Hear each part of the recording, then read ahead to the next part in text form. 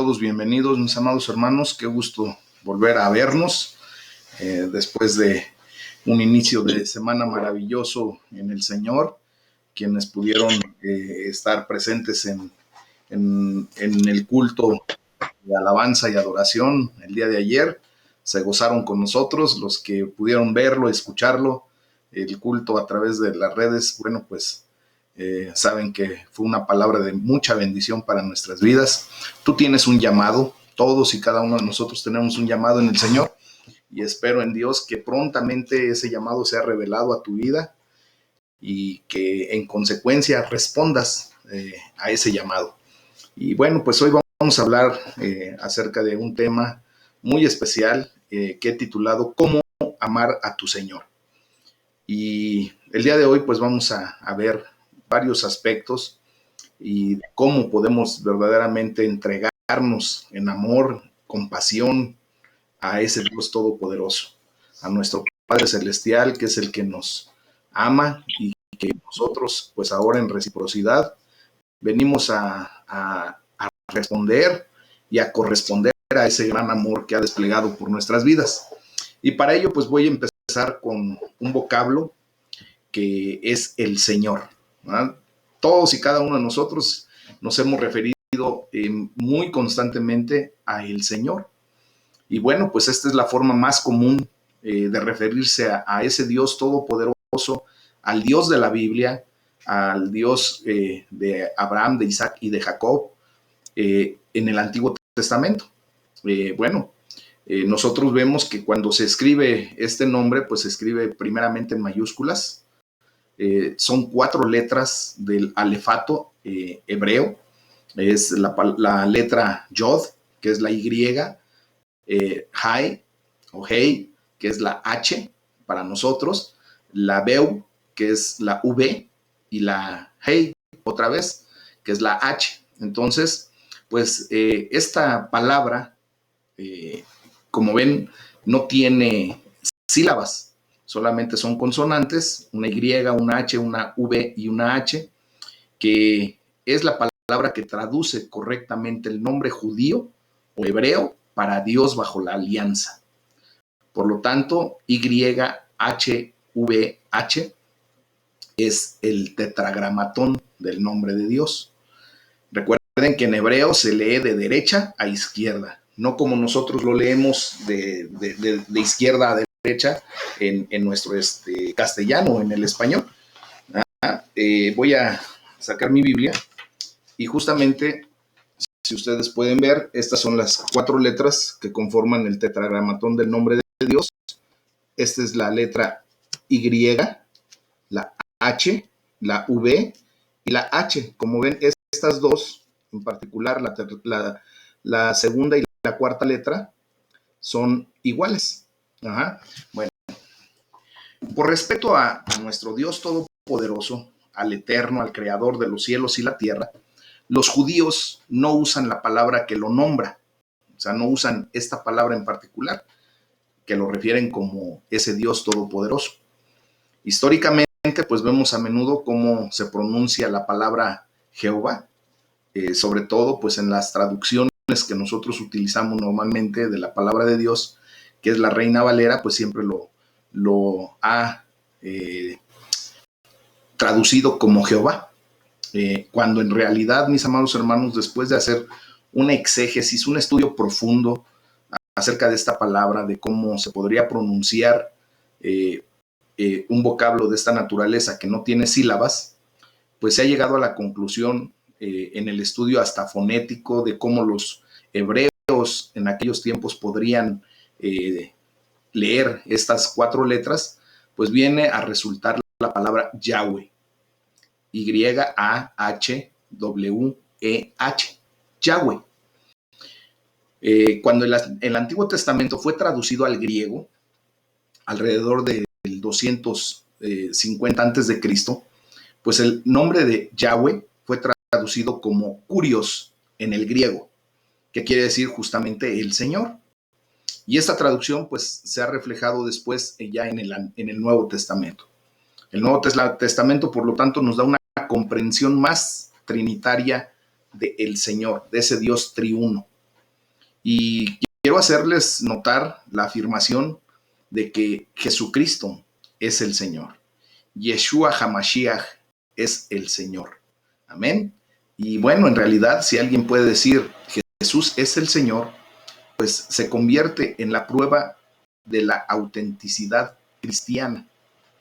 En la primera carta a los Corintios, capítulo 12, versículo 3, nos hace esa afirmación, que quien verdaderamente declare a Jesucristo como el Señor, pues tiene una condición, ¿verdad?, de ser aceptado por fe en la familia de Cristo. Bueno, pues también se hace la afirmación de que el Espíritu Santo es el Señor. En la segunda carta a los Corintios, capítulo 3, versículo 17, la palabra de Dios dice: ahora bien, el Señor es el Espíritu, y donde está el Espíritu del Señor, allí hay libertad. Eso ya lo estudiamos hace unos días, y bueno, pues también podemos comprender que Dios el Padre es Señor, Dios el Hijo es Señor, y Dios el Espíritu Santo es Señor. Pero solo hay un Señor, un solo Señor, un solo Dios. Eso lo dice Efesios 4, versículos 5 y 6. Entonces, el único Dios triuno o trinitario, pues Él es el gran Señor, el Rey de Reyes, el Señor de Señores, ¿verdad? Y en el entendimiento ahora en el Nuevo Testamento de el Señor, de ese vocablo de Kurios, pues nos ayuda a interpretar el uso también del Antiguo Testamento, del Señor, de Yahweh. Espero que me esté dando a entender correctamente. Bueno, el Antiguo Testamento pues solamente viene a enriquecer nuestra comprensión de lo que el Nuevo Testamento significa cuando se habla del Señor. Y ahora, ¿cómo podemos amar a ese Señor, a tu Señor, a mi Señor, a ese Señor que hemos declarado que es el Rey de nuestras vidas? Amén. Bueno, pues vamos a ver el libro de los Salmos, en el capítulo 105, de los versículos 37 al 45, pues cómo debemos amar al Señor, alabándolo en adoración. Alabamos a Dios en adoración. Hoy, pues quiero llevarte a que alabes a tu Señor en adoración. Amén. Vamos a leer lo que dice la palabra de Dios. Dice el Salmo número 105, versículos 37 en adelante. Lo sacó con plata y oro, y no hubo en sus tribus enfermo. Recuerden que este salmo, pues todavía estamos haciendo el estudio que está refiriendo la condición de cómo el salmista recuerda pues lo que Dios hizo cuando sacó al pueblo de Israel de la esclavitud de Egipto, y cómo fue que sucedió con un despliegue de poder, de maravillas, de situaciones muy especiales, ¿verdad? Y pues entre esas maravillas fue que Dios los sacó con plata y oro. Recuerden que los egipcios, llegó el momento en que cuando la mortandad de sus primogénitos fue tan crítica, que lo sintieron tanto, empezaron a despedir ya a los judíos, les decían ya por favor váyanse, y empezaron a darles toda su joyería, sus vestidos de lino fino, cosas que tenían un gran valor económico, monetario, se los dieron con tal de que ya se fueran. Y eso había sido profetizado, mis amados. Entonces, dice la palabra de Dios, lo sacó con plata y oro, y no hubo en sus tribus enfermo. Egipto se alegró de que salieran porque su terror había caído sobre ellos. Extendió una nube por cubierta y fuego para alumbrar la noche. Pidieron e hizo venir codornices y los asió del pan del cielo. Abrió la peña y fluyeron aguas. Corrieron por las sequedales como un río, porque se acordó de su santa palabra dada a Abraham su siervo. Sacó a su pueblo con gozo, con júbilo a sus escogidos. Les dio las tierras de las naciones y las labores de los pueblos heredaron, para que guardasen sus estatutos y cumpliesen sus leyes. Aleluya. Bueno, ¿qué tenemos que aprender a hacer respecto a lo que nos está declarando el versículo 45 al final? Pues simplemente el aleluya al final, ¿verdad? Pues refiere una alabanza directa a ese Dios todopoderoso. Con ese aleluya estamos diciendo, alabado sea el Señor, alabado sea Yahweh. Así directamente es como nosotros lo podemos traducir, el aleluya. Entonces, todo esta declaración final de aleluya, pues se resume completamente en este salmo. ¿Por qué? Porque después de ver las proezas, los milagros, las maravillas que Dios desplegó para sacar a su pueblo del yugo de la esclavitud, pues concluye con un alabado sea el Señor. Y de esta manera, pues empezamos a alabar a Dios, a nuestro Señor, en adoración. Entonces, el salmista, por ejemplo, aquí está haciendo una adoración directa a Dios por lo que Él es en primero. ¿Quién es Dios para nosotros? Aquí empieza, cuando tú reconoces quién es Dios para ti, empieza tu verdadera adoración. Reconoces que es el Rey de Reyes, el Señor de Señores, reconoces que es el Alfa y el Omega, reconoces que es tu roca de salvación, reconoces que es el Dios eterno, el inmutable, el omnisciente, el omnipotente. Entonces, cuando tú empiezas a reconocer quién es Él, empieza una adoración genuina. Y ya después reconocemos todo lo que hace por nosotros, ¿verdad? Por ejemplo, lo que el salmista está declarando, lo que hizo Dios por su pueblo, el rescate de su pueblo, ahí en el versículo 37, les dio la protección, ahí en el versículo 39 del Salmo 105, les dio la guía, ¿verdad?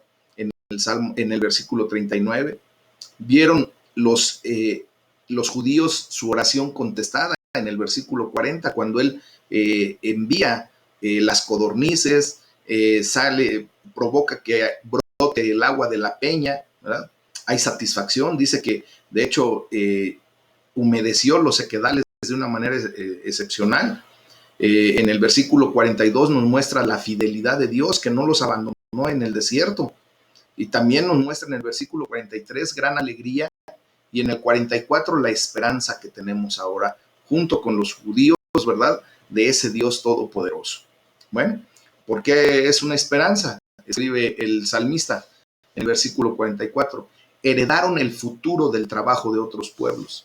Hoy, para la gloria de Dios, tú y yo estamos heredando el fruto del trabajo de nuestro Señor Jesucristo, el fruto de su mérito, ganado en la cruz del Calvario para salvación y vida nuestra, y vida eterna. ¿Okay? Entonces, por supuesto, esto se refería originalmente al Éxodo. Sin embargo, con mucha frecuencia es cierto también en nuestras propias vidas, como les digo, porque ahora ustedes y yo somos herederos y coherederos junto con Cristo Jesús, y ahora nosotros también estamos tomando posesión de lo que alguien hizo, nuestro Señor Jesús, ¿verdad? Él hizo todo por nosotros y ahora ustedes y yo tenemos el derecho de tomar posesión de esas bendiciones que Dios dio a través del mérito de Jesús. Tú y yo tenemos que tomar posesión de nuestra herencia en Cristo. Amén. Bueno, entonces, fíjense bien, hay personas que están a nuestro alrededor y trabajan mucho. ¿Para qué? Para que nosotros también disfrutemos del trabajo, del fruto del trabajo, por ejemplo, de nuestros padres, muchas veces de nuestros amigos, de nuestros hermanos, de nuestros pastores, ¿por qué no? De nuestros líderes, ¿verdad? Hay mucha gente por quienes podemos agradecer a Dios el día de hoy por aquello que hemos heredado en relación al trabajo que han venido realizando esas personas que he mencionado. ¿Cuánto tú te has beneficiado en relación a lo que otras personas han hecho, han trabajado? Seguramente mucho. ¿Por qué? Porque pues Dios nos pone en esa condición, ¿verdad? Mucha gente ha trabajado con gran esfuerzo y pues ahora nosotros venimos a ser los beneficiarios.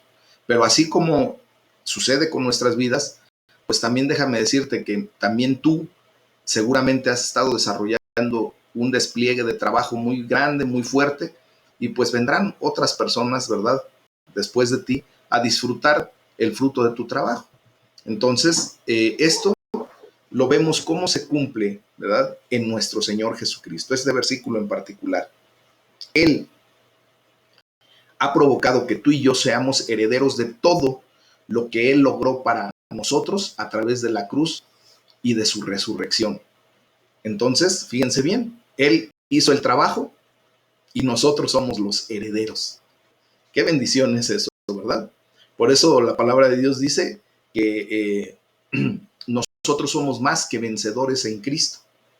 Y efectivamente así es, mis amados hermanos. ¿Por qué? Porque nuestro Señor Jesucristo fue el que recibió toda la ira de Dios por el pecado. Y Jesucristo pagó, ¿verdad? La factura que tú y yo algún día tendríamos que pagar. Y gracias a ello, pues ahora nosotros nos levantamos en victoria. Él se llevó la paliza y nosotros recibimos la bendición. Qué glorioso intercambio de vidas, ¿verdad? Y todo por el amor que Dios tiene por nosotros. Todo por el amor que Jesucristo desplegó a nuestras vidas. Y por eso, pues ahora tenemos que aprender a alabar a Jesucristo, a alabar a nuestro Señor, ¿verdad?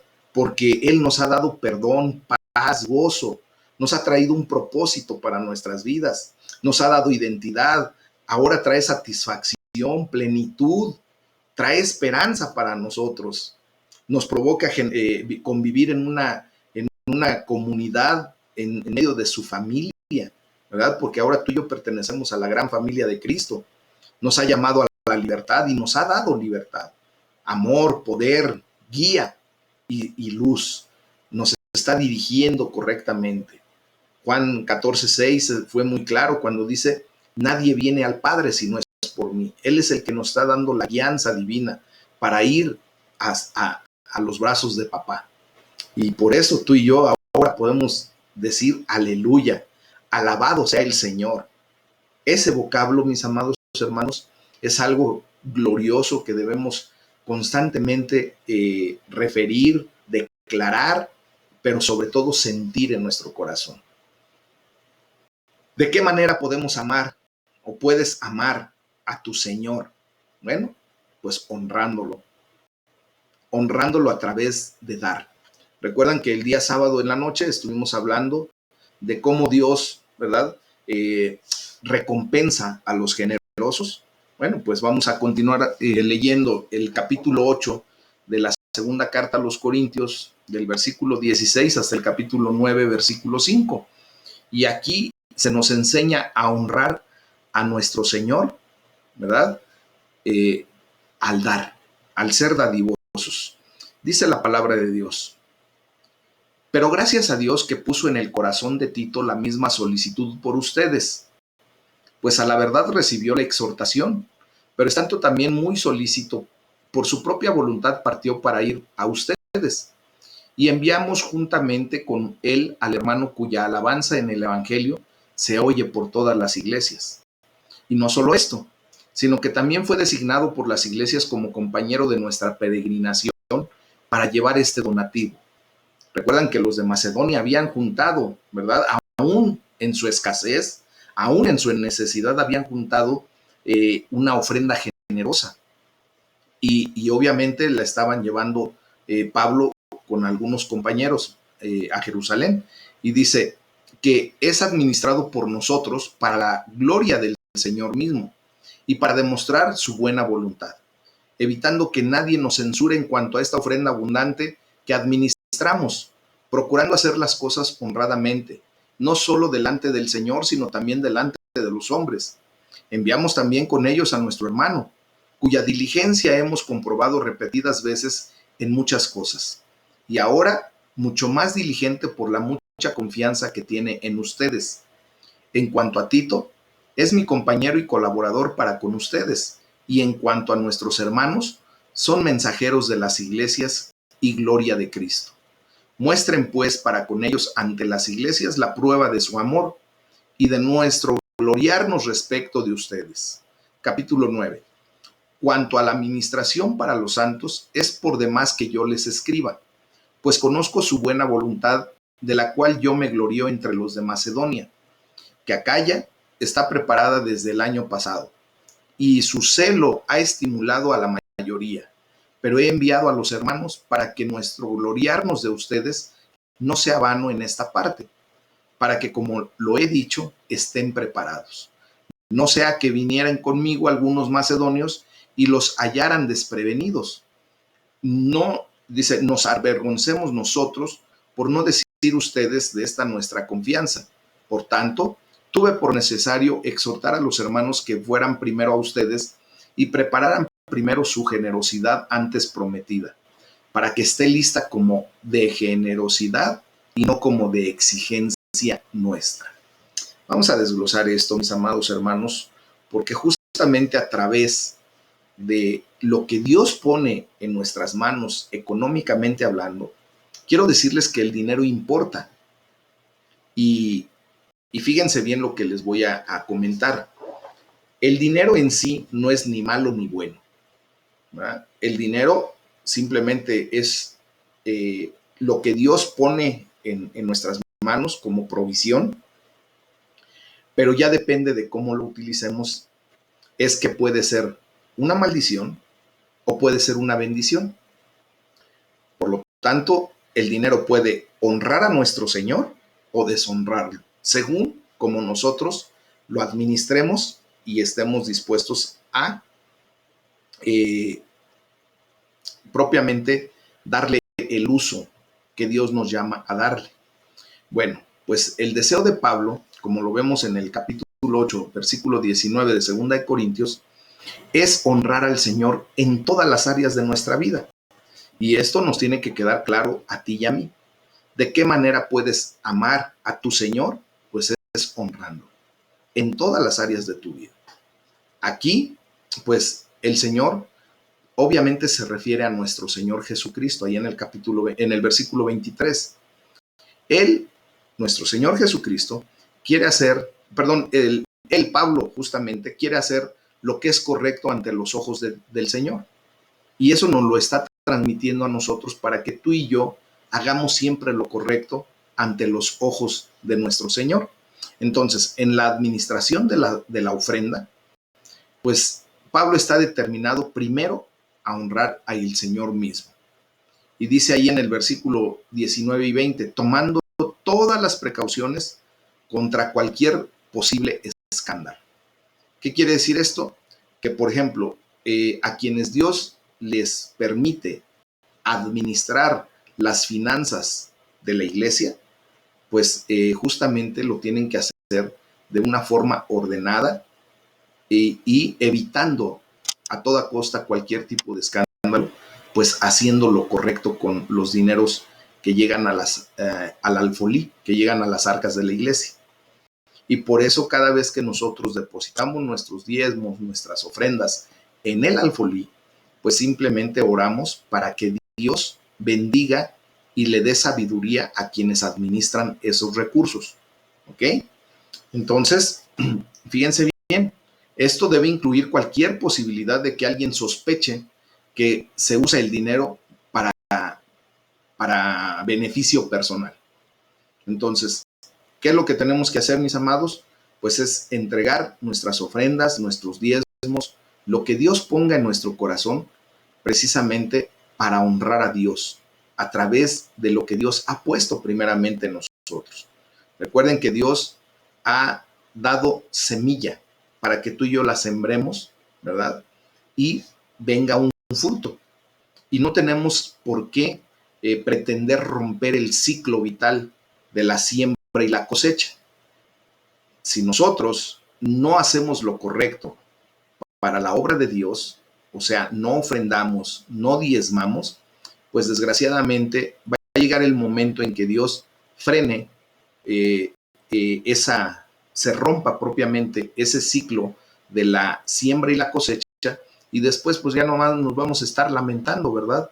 De la escasez, de la situación que el enemigo quiere robar, quiere venir a destruir, quiere venir a matar, porque justamente cuando nosotros permitimos que nuestra billetera, que nuestra cartera sea el objeto de adoración y que no nos los toquen para nada, pues estamos haciendo idolatría. Y es lo que el enemigo quiere provocar en nuestra vida.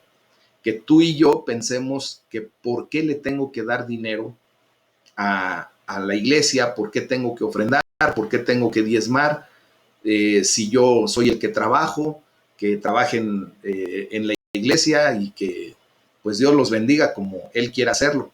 Pero Dios nos llama a ser partícipes de su reino, mis amados.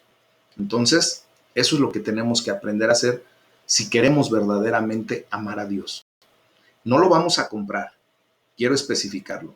En el momento en que tú depositas tus ofrendas y tus diezmos, no creas que estás comprando el favor de Dios. Simplemente estás siendo obediente de lo que Él mismo demanda de nuestra persona. Dice que donde está nuestro corazón, nuestro tesoro, allí está nuestro corazón. Cuando Dios nos pone a prueba y nos pide los diezmos, las ofrendas y todo lo que financieramente el Señor está pidiendo para la obra de su reino, pues muchas veces hacemos, como les digo, de nuestra cartera nuestro ídolo. Y por eso muchas personas, desgraciadamente, se pierden de la bendición que Dios quiere derramar a nuestras vidas. Amén. Y no precisamente a mi vida, a la vida a tu vida, sino a la vida de su iglesia. Porque obviamente tú y yo tenemos que ser partícipes de la bendición para la vida de la iglesia de Jesucristo, para el desarrollo. ¿Ok? Bueno, en segundo lugar, se esfuerza Pablo por hacer lo que es correcto, no solo ante los ojos del Señor, que es lo más importante, ¿verdad? Sino también dice que todos los demás vean que somos honorables, que no hay la posibilidad de señalarlos por corruptos, por desordenados o porque se quedan con el dinero que no les corresponde. Entonces, una manera en la que podemos hacer esto, pues es asegurarnos, ¿verdad?, de que aquellos que manejan el dinero en la iglesia son como Tito, a quien Pablo describe como sólido, como una roca, íntegro, ¿verdad? Que hace lo correcto en ese sentido. Y esa es una buena prueba para todos nosotros los que nos encargamos de manejar el dinero de la iglesia, ¿verdad? Debemos de ser sólidos como una roca, mis amados. Mis hermanos y yo que manejamos las finanzas, pues tenemos que llegar a ese nivel, ¿ok? Bueno, otra forma en que podemos honrar al Señor con nuestro dinero es a través de la generosidad. Dios ha sido tan generoso con nosotros, mis amados. Y pues Pablo, ¿verdad?, inspirado por el Espíritu Santo, pues espera que, por ejemplo, los corintios, la iglesia de ahí de Corinto, pues sean generosos, así como lo fueron los de Macedonia. ¿Se acuerdan del estudio que tuvimos el sábado? Bueno, pues habla de esa generosidad, de esa generosa colecta, ¿verdad?, que los mismos corintios habían prometido. Yo sé que en muchas ocasiones en tu corazón has propuesto ser generoso. Y muchos de ustedes, yo los he visto que en el transcurrir de la semana se proponen en su corazón depositar la ofrenda correcta, lo que Dios puso en su corazón, y los diezmos como debe de ser. Pero muchas ocasiones, ¿verdad? De repente el enemigo viene, mete cizaña y se desvían esos recursos, y lejos de que lleguen al alfolí, pues uno los destina para otras cosas. Y es algo que prometiste en tu corazón entregarle a Dios. Recuerda que cuando nosotros hacemos un pacto con el Señor, cuando nosotros le ofrecemos algo a Dios, seamos prontos para cumplir con ese pacto, con esa ofrenda, con lo que ofrecemos, con lo que nosotros prometemos delante de Dios. ¿Ok? Esto debe ser una ofrenda generosa, mis amados, no como una tacañería, no es de lo que te sobre, no es una limosna. Dios no es un Dios para recibir limosnas, eso nos lo enseñaron equivocadísimamente en la religión tradicional de México. Imagínense a un Dios todopoderoso andando de limosnero entre nosotros. Creo que Dios nos ha dado generosamente y por lo tanto tú y yo tenemos que aprender a dar de gracia lo que hemos recibido de gracia, mis amados. Y que de esa manera, ¿verdad?, nosotros también seamos generosos. Bueno, aquí esta porción bíblica nos enseña cómo el entusiasmo de un grupo de cristianos pues se extendió a cientos de kilómetros de distancia, aún en una época sin formas de comunicación moderna. En aquel tiempo pues solamente era lo que podían decirse cara a cara o por lo mucho una carta escrita. Ahora ustedes y yo tenemos esta bendición de poder estar conectados y de a distancia estar juntos, ¿verdad? Pero en ese tiempo, pues bueno, Pablo escribe solamente lo que sentía en su corazón y dice en el versículo 2 de 2 Corintios 9, el entusiasmo de ustedes ha servido de estímulo a la mayoría de ellos. ¿Qué quiere decir esto, mis amados? Que nosotros, ¿verdad? Cuando somos dadores, alegres, generosos, estimulamos a los demás para también ser partícipes del reino de los cielos. Ustedes y yo tenemos que comprender que si Dios ha puesto en nuestras manos recursos financieros en las cantidades que sean, aquí no se trata de cantidad, se trata de actitud en el corazón. Cuando entendemos eso, mis amados, nosotros, al ser generosos, estamos catalizando la generosidad de los demás y de esta manera el reino de los cielos se extiende en la faz de esta tierra. ¿Por qué? Pues porque hay recursos como para poder generar apoyos, como para poder tener pues las instalaciones adecuadas, como para tener los servicios que se necesitan y de esta manera pues expandir el reino a través del evangelio. Y ese es el propósito de Dios por el cual pone en nuestras manos recursos financieros para que seamos buenos administradores y de esa manera provoquemos en los demás ese entusiasmo, estimulándolos cuando ven que nosotros somos generosos. Pues de otra manera sería una iglesia fría, indolente, que de repente no tiene ni recursos para autosustentarse. Y Dios está proveyendo a través de nosotros. Amén. Bueno, entonces, imagínense, cuando nosotros somos generosos para la Iglesia Universal de Cristo, pues justamente provocaremos que la palabra de Dios se disemine en toda la faz de la tierra y es una de los puntos clave que la palabra de Dios dice para que se cumpla la profecía y venga la segunda venida de nuestro Señor Jesucristo. Entonces, tú y yo tenemos un enorme potencial, ¿verdad?, para provocar que muchas personas pues también honren a nuestro Señor y que la tierra se llene de la palabra de Dios, como las aguas cubren la mar, dice la palabra. Y en ese sentido es cuando nuestro Señor Jesucristo regresará por su iglesia, ¿verdad?, cuando todo mundo sepa quién es nuestro Señor. Y de esta manera, pues nosotros estamos verdaderamente amando a Dios. Tenemos que orar, mis amados hermanos, para que nuestra generosidad refleje la extraordinaria generosidad de Dios hacia nosotros. Y que podamos honrar su nombre, el nombre de ese Dios todopoderoso, a través de ese don preciado que es la generosidad, mis amados. Aprendamos, por favor, a ser generosos. Dios nos ha dado y nos ha dado a manos llenas. Si hemos sido negligentes en cuanto a cómo administramos los recursos que Dios nos da, esa es otra cosa muy diferente. Pero de que Dios nos ha dado, hasta el día de hoy podemos declarar y benecer, porque hasta aquí el Señor nos ha ayudado y nos ha dado. ¿Qué otra forma tenemos para amar a nuestro Dios, a nuestro Señor? ¿Cómo puedes amar a tu Señor? Bueno, pues conociéndolo, ¿verdad?, conociéndolo en una relación formal, en una relación estrecha. Y es lo que tú y yo estamos haciendo. A últimas fechas, cada día que estamos leyendo su palabra, que estamos atendiendo a estos devocionales, pues vamos conociendo un poco más a nuestro Señor, ¿verdad?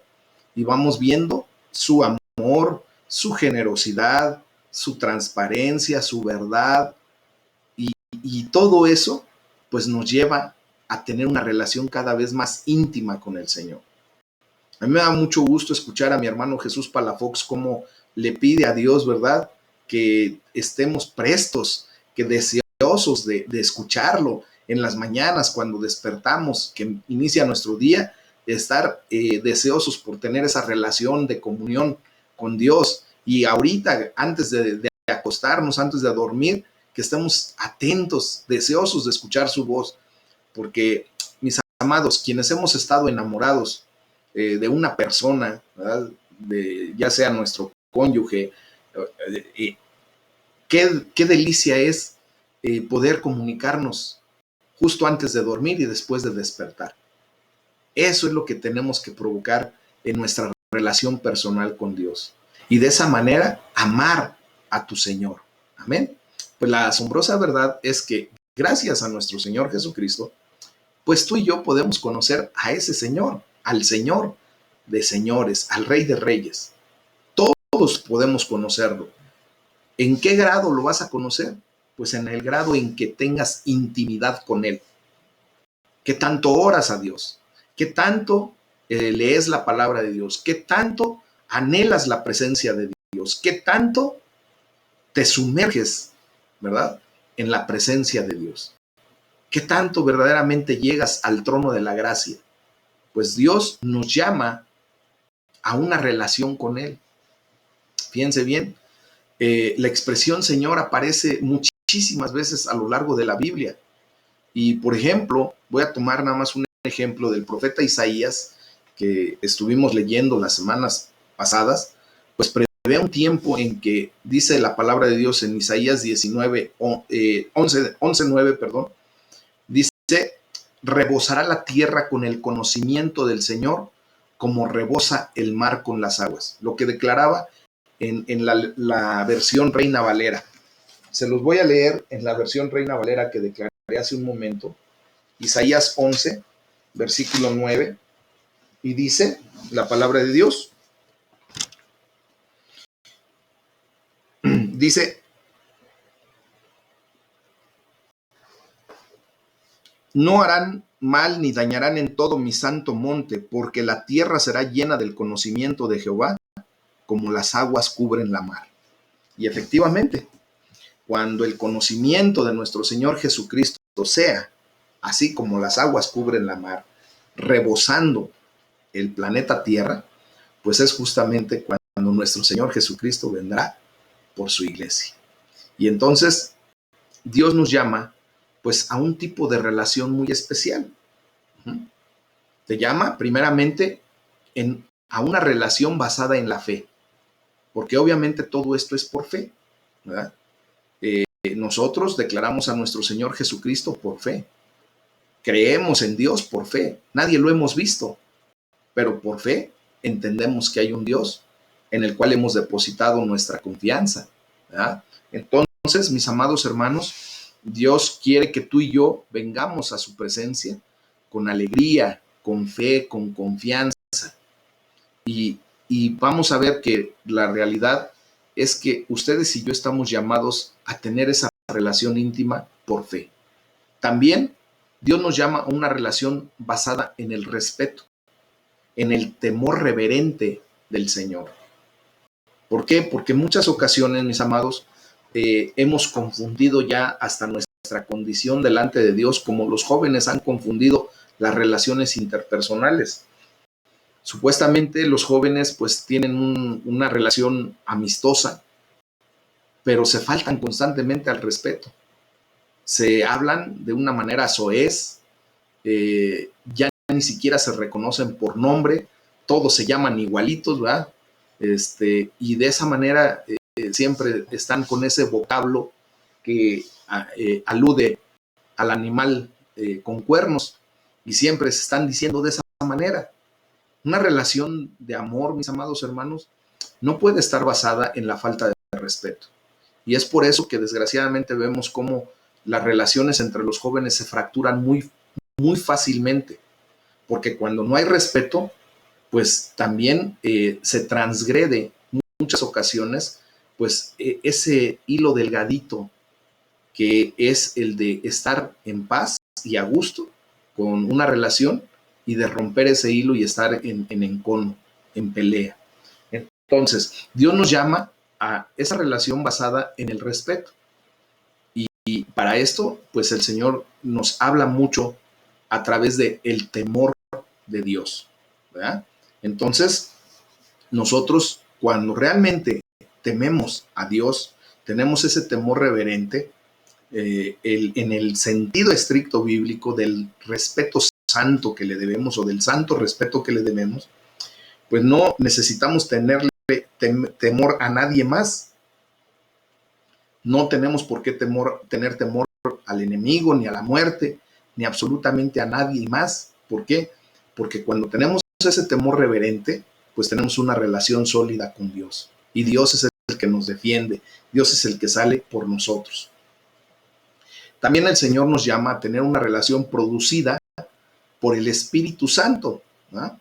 Entonces, fíjense bien, conocer a el Señor implica observar y escuchar al Espíritu Santo de Dios, permitiéndole que nos guíe desde lo profundo de nuestro corazón. ¿Por qué? Porque ahora el Espíritu del Señor reposa sobre ti. Y ese Espíritu es el espíritu de sabiduría, es el espíritu de entendimiento, es el espíritu de consejo, es el espíritu de poder, es el espíritu de conocimiento y es el espíritu que te da el temor al Señor, el temor de Dios. Entonces, cuando el Espíritu Santo viene a vivir en tu vida, pues te trae a una relación de conocimiento del Señor. Entonces, fíjense bien, cuando tú y yo experimentamos la presencia del Espíritu Santo en nuestras vidas, ¿verdad? La expresión de el Señor, ¿verdad? En lugar de sonar raro, en lugar de decir, pues quién sabe a qué Señor se referirán, se convierte en una de las expresiones más preciosas del mundo. Yo sé que cuando tú alabas a Dios y alzas tu mano y le dices, Señor, en ese preciso instante, sabes precisamente a quién te estás refiriendo, a quién estás adorando, a quién le tienes el temor reverente, a quién estás conociendo. Y ese Señor es el Señor de la Biblia, el Dios Todopoderoso. ¿Amén? Entonces, fíjense bien, las profecías respecto a esta relación personal con Dios se cumplen en la persona de nuestro Señor Jesucristo. Voy a citar Isaías 11, versículos 1 y 2. Y dice la palabra de Dios, del tronco de Isaí brotará un retoño, un vástago nacerá de sus raíces, el Espíritu del Señor reposará sobre él. Obvio, se está refiriendo a nuestro Señor Jesucristo. Isaías 53, 2 es muy claro, cuando dice, justamente, dice, subirá cual renuevo delante de él y como raíz de tierra seca, no hay parecer en él ni hermosura le veremos, más sin atractivo para que le deseemos. Recuerden que la profecía de Isaías 53, toda está referida a nuestro Señor Jesucristo. Y aquí es a donde se cumple esa relación perfecta, porque ahora Cristo nos da ese entendimiento. Entonces, fíjense bien, nosotros tenemos que ver justamente que nuestra relación con Dios tiene que llenar todos esos aspectos. Se los voy a volver a repetir, simplemente para tener una relación correcta con Dios. Una relación basada en la fe, una relación basada en el respeto, una relación producida por el Espíritu Santo, que es el que nos guía a la verdad y a la justicia, ¿verdad? Y también tiene que ser, pues, una relación de conocimiento, mis amados hermanos. Entonces, en ese sentido, como les comento, Jesús ha hecho posible que conozcamos a Dios.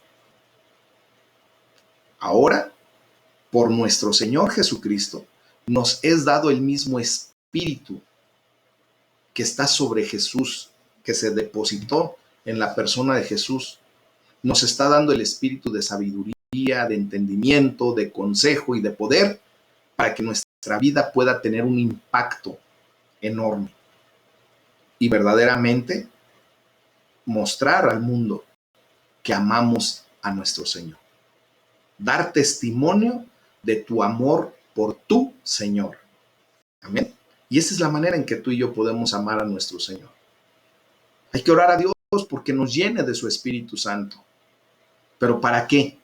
Para que busquemos la justicia, para que seamos guiados a la verdad y a la justicia, en favor de los necesitados, en favor de aquellas personas que no conocen del amor de Dios y que ahora el Espíritu Santo de Dios, cuando viene a nuestra vida, nos llena y estamos en esa plena comunión con Él, cuando estamos verdaderamente enamorados de nuestro Señor, pues ahora traemos esa bendición a otros. Y de esa manera, ¿verdad? Estamos en esa búsqueda de justicia en favor de los necesitados. Hay que orar porque nos ayude a ser pacificadores y para que podamos hacer nuestra parte en la difusión del conocimiento del Señor hasta que la tierra rebose como rebose el mar con las aguas, como las aguas cubren la mar. Así tenemos que llegar a ese nivel, ¿verdad? A que seamos generosos, que podamos comprender que Dios es el que provee a nuestras vidas, que nuestra confianza no debe estar en lo que podamos tener en nuestro bolsillo, que nuestra confianza verdaderamente está en la provisión de Dios. De su mano recibimos todo, mis amados hermanos. Y Él ha sido fiel hasta este momento y lo seguirá siendo. Él es un Dios eterno, no cambia, es inmutable. Y como lo hemos dicho en repetidas ocasiones, si el Señor te ha provisto hasta el día de hoy, ¿por qué no te va a proveer para el día de mañana? Si tú generosamente provees a la iglesia de Jesucristo a alguna necesidad en una ofrenda especial que Dios te llame a hacer para la vida de alguien en particular, ¿tú crees que si te desprendes de eso que Dios te llama a dar generosamente en ofrenda, ¿tú crees que te vas a quedar sin provisión para el día de mañana? ¿O verdaderamente crees que ese Dios todopoderoso, que ha sido capaz de sostenerte hasta el día de hoy, que te ha ayudado hasta aquí, no podrá hacerlo para el día de mañana? Te lo dejo como reflexión. Aprendamos a ser generosos y vamos a ver cómo el ciclo correcto de la siembra y la cosecha sigue caminando y se hace perenne, se perpetúa. Y cuando nosotros no rompemos ese ciclo, pues Dios se glorifica en nuestras vidas. Amén. Es el tema del día de hoy, mis amados hermanos. Vamos a darle la gloria a Dios.